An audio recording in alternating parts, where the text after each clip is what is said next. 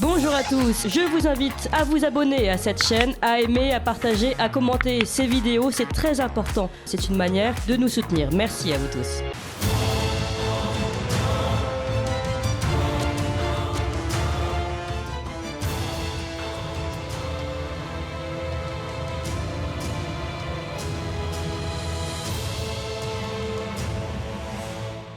Bonjour Alexandre Cugnache.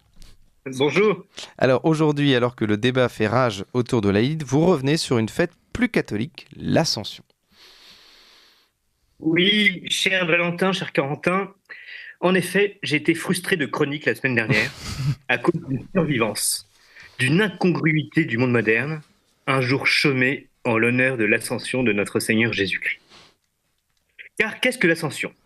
C'est l'ascension, donc, qui est aujourd'hui la seule forme vivante du verbe latin ascendere, qui a donné le joli ascendre en français, mais qui n'est plus usité aujourd'hui au profit de monter, et qui est le parfait pendant de descendre, qui est resté, lui, et qui viennent donc tous deux de scandere, qui signifie gravir, mais qui donne bien l'idée de répétition ou d'étape.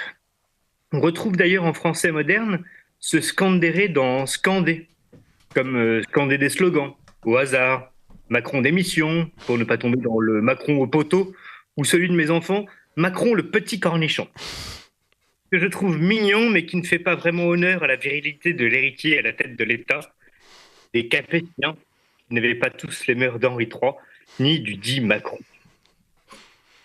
L'ascension, c'est donc la montée. Et quelle montée ? Celle du Christ aux cieux en attendant la parousie. C'est l'épanouissement de sa glorification qui a commencé par sa résurrection, et donc par sa mort et sa torture. Rien que ça. C'est en quelque sorte l'achèvement de l'incarnation. Et l'ascension a, en cela, quelque chose d'apocalyptique, comme un résumé du destin du monde, mais également de chaque être, homme ou nation. Incarnation, souffrance, mort, résurrection, puis glorification. Car, outre cette glorieuse ascension, le terme ne reste plus guère que dans un sens scientifique, et surtout en alpinisme, qui désigne bien évidemment l'acte de gravir une montagne. Mais ce dernier sens a quelque chose de laborieux et de pas immédiat du tout, comme s'il s'agissait de remonter les notes au fil des gammes sur un piano. Peut-être ce scandere qui reste et qui donne une impression de répétition ou de marche d'escalier que l'on gravit. Et voilà ce que j'ai pensé. Qu'il y avait un douloureux contraste entre cette ascension et notre chute à nous, qui elle aussi semble ne pas en finir et procéder par étapes, comme si l'escalier qui était gravi d'un côté était dévalé à rebours de l'autre. Et l'antonyme qui m'est venu, c'est dégringolade, qui évoque bien cette chute par bonds successifs et dans laquelle notre époque semble se vautrer. Le mot, qui est plaisant et assez parlant, nous vient du germanique krink, krank, krunk. Je vous donne la déclinaison parce que ça sonne bien, krink, krank, krunk, avec que des K comme il se doit en bon teuton. Et ça rend un son de casserole qui dégringole, précisément. Et je le répète, de casseroles de cuisine et des casserolades, pas celles de Macron et sa clique, qui font un tout autre bruit, mais surtout n'ont pas une bonne odeur de cuisine.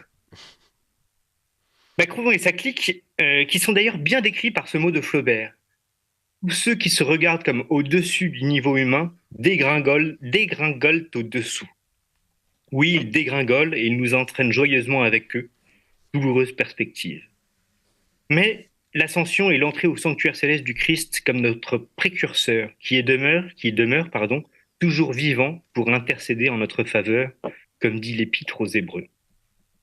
Cela est signe d'espérance pour nous, ainsi que l'étymologie, qui nous dit que le fameux krink, krank, krunk signifie tourner et évoque le cercle et donc la révolution. Comme le bouquin de Manu. Mais attention, Manu, la révolution peut bien arriver à l'inversion, notamment des positions. Et rappelle-toi que les derniers, tu sais, les petits, les analphabètes, les derniers de cordée, les derniers seront les premiers et que, heureux les humbles, car le royaume des cieux est à eux. Et les autres, me direz-vous ? Les autres n'en finissent pas de dégringoler, sans fin. Alors ne nous attachons pas trop à eux et laissons-les dégringoler leur pente pendant que nous gravissons la nôtre et faisons nôtre les mots de Gide. Il est bon de suivre sa pente pourvu que ce soit en montant. Cette ascension humaine est dure, éprouvante, longue, parce qu'à rebours du temps, du monde et de son implacable courant dégringolant. Je vous laisse donc sur la phrase de clôture du grand roman de Huysmans, à rebours justement, et qui est la prière qui a fait dire à Barbet qu'il finirait, Huysmans donc, un canon de pistolet dans la bouche ou au pied de la croix. Seigneur, prenez pitié du chrétien qui doute, de l'incrédule qui voudrait croire, du forçat de la vie qui s'embarque seul, dans la nuit, sous un firmament que n'éclairent plus les consolants fanaux du vieil espoir. Merci beaucoup Alexandre Cugnache. Et puis on rappelle que lundi, c'est la Pentecôte, 50 jours après le carême, voilà, l'effusion de l'Esprit Saint sur les apôtres. Alors je vous souhaite une bonne fête de la Pentecôte un petit peu en avance.